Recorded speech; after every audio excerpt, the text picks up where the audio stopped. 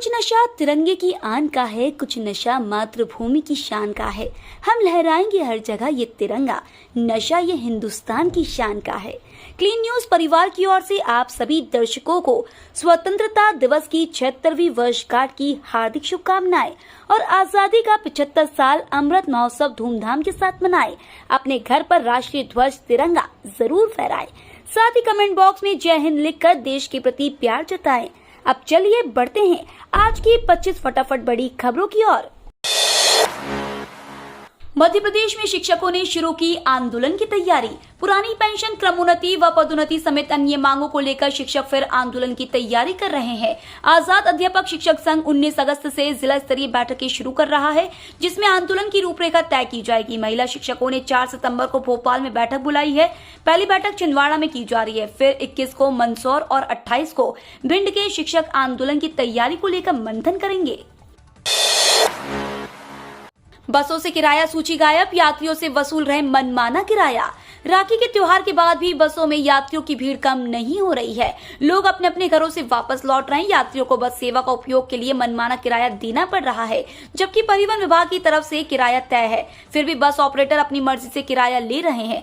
बस में किराया सूची चस्पा नहीं होने के कारण वास्तविक दर की जानकारी ही नहीं लग पाती है। इधर बस ऑपरेटर एसोसिएशन का दावा है कि स्थानीय की बजाय लंबी दूरी वाले ऑपरेटर यात्रियों से ऑनलाइन बुकिंग में अधिक किराया वसूलते हैं। जबलपुर से सिंगरौली के बीच इंटरसिटी कल से फिर शुरू हुई। रेलवे ने कोरोना के चलते बंद की गई ट्रेनों को बहाल करना शुरू कर दिया है।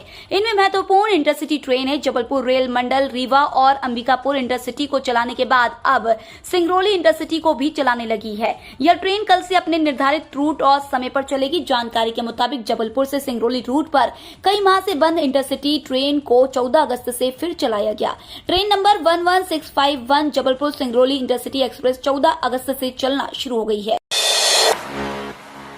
मध्य प्रदेश में होगी चंदन की खेती, 200 हेक्टेयर का रकबा चिन्हित। मध्य प्रदेश में अब व्यापक स्तर पर चंदन की खेती की जाएगी। यह जिम्मेदारी वन विभाग संभाल रहा है। विभाग ने प्रदेश के 4 जिलों में 200 हेक्टेयर भूमि चिन्हित कर ली है, जिस पर चंदन के पौधे रोपे जाएंगे। इन जिलों ने अपनी कार्य योजना तैयार कर विभाग को भेजी थी। इस आधार पर विभाग ने केंद्र सरकार को प्रस्ताव भेजा था, जिसे मंजूरी मिल गई है। व्यवसायियों से नहीं मांगे जाएंगे अतिरिक्त दस्तावेज। वाणिज्य कर विभाग ने जीएसटी पंजीयन प्रक्रिया को सरल बनाते हुए आदर्श प्रक्रिया स्टैंडर्ड ऑपरेटिंग प्रोसीजर जारी कर दी है। इससे व्यापार करना सरल हो जाएगा। व्यापारियों द्वारा दिए गए दस्तावेजों का अधिकारी सत्यापन करेंगे। व्यापारियों से अतिरिक्त दस्तावेज नहीं मांगे जाएंगे। इससे जीएसटी पंजीयन की प्रक्रिया जल्द पूरी हो सकेगी। नई व्यवस्था में आवेदक से सिर्फ पैन, आधार, मोबाइल नंबर, ईमेल आईडी एवं व्यवसाय स्थल के प्रमाण मांगे जाएंगे। शासकीय कर्मचारी फैकल्टी के लिए अच्छी खबर। विश्वविद्यालय की फैकल्टी के प्रमोशन पर बड़ी अपडेट है। साथ ही वेतन वृद्धि का रास्ता साफ हो जाएगा। वेतन वृद्धि के मामले में आई विधिक राय राहत देने वाली है। माना जा रहा है कि जल्दी फैकल्टी के इंक्रीमेंट का रास्ता साफ हो जाएगा। आज 15 अगस्त के बाद स्थिति साफ होती नजर आ रही है। वहीं संभावना जताई जा रही है कि सप्ताह भर में सभी फैकल्टी को इंक्रीमेंट और वेतन वृद्धि का लाभ मिल सकता है। शहडोल संभाग के बच्चों को बस्ते के बोझ से मिली आजादी। केंद्र सरकार की 2020 नई शिक्षा नीति में तय मानक के आधार पर शहडोल में शासकीय एवं निजी स्कूलों में बस्ते का बोझ आधा कर दिया गया है। नई शिक्षा नीति में बच्चों के वजन से 10% से अधिक बस्ते का भार नहीं होना चाहिए। इसके लिए प्रदेश सरकार ने पहल की, जिसको शहडोल संभाग में 1 अगस्त से अभियान के रूप में शुरू किया गया और 13 दिन में ही बस्ते का वजन आधा कर दिया गया, जिससे बच्चों को बड़ी राहत मिली है। नरोत्तम मिश्रा ने कारम डैम को लेकर दिया बड़ा बयान। मध्य प्रदेश के गृह मंत्री नरोत्तम मिश्रा ने धार जिले के कारम डैम को बचाने के लिए चल रहे ऑपरेशन की जानकारी भी दी। उन्होंने बताया कि वहां पर स्थिति पूरी तरह से नियंत्रण में है। वहीं दूसरी तरफ देश में 2024 में होने वाले लोकसभा चुनाव की बिसात बिछाई जाने लगी है।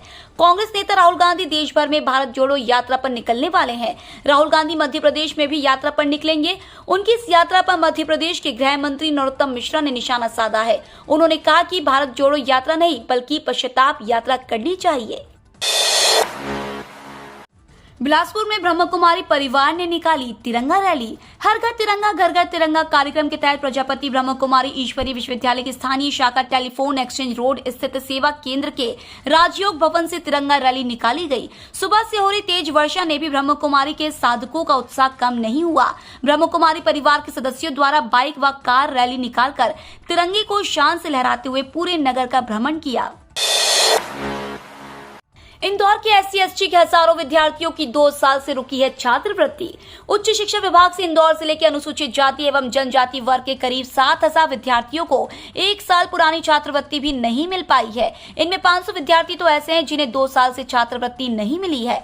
राज्य शासन से बजट का आवंटन न मिलने से यह हालत बने हैं। इनमें कुछ प्रकरण तकनीकी कमियों के कारण भी रुके पड़े हैं। भोपाल में जल थल नभ ने लहराया तिरंगा। देश प्रदेश के साथ साथ राजधानी भोपाल में भी इस वक्त आजादी के अमृत महोत्सव का जश्न बना रही है। घर घर तिरंगा लहराया जा रहा है, जगह जगह तिरंगा यात्राएं निकाली जा रही है। इसी सिलसिले में आज सुबह से बड़ी झील में नौकाओं पर भव्य तिरंगा यात्रा निकाली जा रही है। इसके साथ साथ ड्रोन के जरिए आसमान में भी तिरंगा फहराया गया। वहीं बाइक रैली की शक्ल में सैकड़ों युवा हाथ में तिरंगा थामे सड़कों पर निकल पड़े। इस अवसर पर चिकित्सा शिक्षा मंत्री विश्वास सारंग समेत बड़ी संख्या में नेता व नगर वासी वोट क्लब पर मौजूद रहे। मध्य प्रदेश में अगले 48 घंटे में भारी वर्षा शुरू होने के आसार। मध्य प्रदेश के शहरों में भी अच्छी वर्षा होने की संभावना है। यह सब गतिविधियां आज से शुरू हो जाएंगी। वरिष्ठ मौसम वैज्ञानिक डॉक्टर ममता यादव ने बताया कि सोमवार को प्रदेश के विभिन्न शहरों में काले बादल छाए रहेंगे। रुक रुक कर वर्षा भी जारी रहेगी। आज भोपाल, होशंगाबाद, उज्जैन, इंदौर में भारी वर्षा होने के आसार हैं। शिक्षकों को जल्द मिलेगा क्रमोन्नति का लाभ, प्रक्रिया जारी। मध्य प्रदेश में जैसे जैसे विधानसभा चुनाव नजदीक आ रहे हैं, वैसे वैसे ही कर्मचारी टीचर्स की मांग भी बढ़ती जा रही है। दरअसल अब 24 सेवा साल के शिक्षक कर्मियों द्वारा क्रमोन्नति का लाभ देने की मांग की गई है। मामले में वर्ष 1998 में नियुक्त अध्यापक संवर्ग को द्वितीय क्रमोन्नति का लाभ नहीं देने के लिए अधिकारियों की मनमानी को निशाना बनाया गया है। हालांकि इससे पहले शिवराज सरकार द्वारा लाखों शिक्षकों को पदोन्नति और क्रमोन्नति का लाभ देने की तैयारी शुरू की गई है। शिक्षकों की वरिष्ठता सूची जारी कर दी गई है। कमलनाथ बोले, देश की आजादी को लगी नजर। प्रदेश की जनता को आजादी की वर्षगांठ की पूर्व संध्या पर संबोधित करते हुए कांग्रेस के प्रदेश अध्यक्ष कमलनाथ ने देश व प्रदेश की सरकार पर कटाक्ष किया है। उन्होंने देश की सभी संस्थाओं, रिजर्व बैंक, CBI, चुनाव आयोग, ED और यहां तक की अदालतों तक की आजादी को लेकर सवालिया निशान खड़े कर दिए हैं। कमलनाथ स्वतंत्रता दिवस की पूर्व संध्या पर प्रदेश को संबोधित कर रहे थे। भारत की ज्ञान परंपरा को बचाने में पुस्तकालय की अहम भूमिका है, रघुनंदन शर्मा। भारतीय ज्ञान परंपरा और विरासत की जीवंतता में पुस्तकालयों की अहम भूमिका है, लेकिन अफसोस की बात है कि हमारे यहाँ लाइब्रेरी के अस्तित्व पर खतरा है। इसे बचाने की ही नहीं बल्कि समृद्ध करने की भी आवश्यकता है। यह बात पूर्व सांसद रघुनंदन शर्मा ने रविवार को मध्य प्रदेश लाइब्रेरी एसोसिएशन के तत्वाधान में आजादी के अमृत महोत्सव के अंतर्गत आयोजित 1 दिवसीय राष्ट्रीय सेमिनार के दौरान कही। PM आवास योजना की नई लिस्ट जारी। अगस्त में मिलेगा 2,67,000। 2015 में शुरू की गई प्रधानमंत्री आवास योजना भारत सरकार की एक पहल है, जिसका उद्देश्य समाज के आर्थिक रूप से कमजोर वर्गों के लिए किफायती आवास प्रदान करना है। PMAY योजना 31 मार्च 2022 तक किफायती मूल्य पर लगभग 20 मिलियन घरों के निर्माण का लक्ष्य रखती थी। प्रधानमंत्री आवास योजना ग्रामीण को वर्ष 2024 तक बढ़ा दिया गया है। पक्के घरों का कुल लक्ष्य भी संशोधित कर 2,95,00,000 घर कर दिया गया है। अपने लॉन्च के बाद से PMAY ने शहरी गरीबों के लिए घर खरीदने की लागत को काफी कम करके अचल संपत्ति बाजार की तेजी को बदल दिया है। रेलवे 75 वर्ष से अधिक उम्र वाले सेवानिवृत्त कर्मियों के लिए जारी करेगा पास। आजादी के अमृत महोत्सव के अवसर पर रेलवे आजादी पास जारी करने जा रहा है। यह पास सेवा काल में बेहतर कार्य करने वाले उन सेवानिवृत्त रेल कर्मचारियों को दिए जाएंगे जिनकी उम्र 75 वर्ष से अधिक हो गई है। एक पास पर ऐसी द्वितीय श्रेणी में 2 यात्रियों के सफर की सुविधा होगी। कोरोना संक्रमण के बाद रेलवे ने निःशुल्क या रियायती दर पर सफर करने वाले अधिकांश पास को बंद कर दिया है।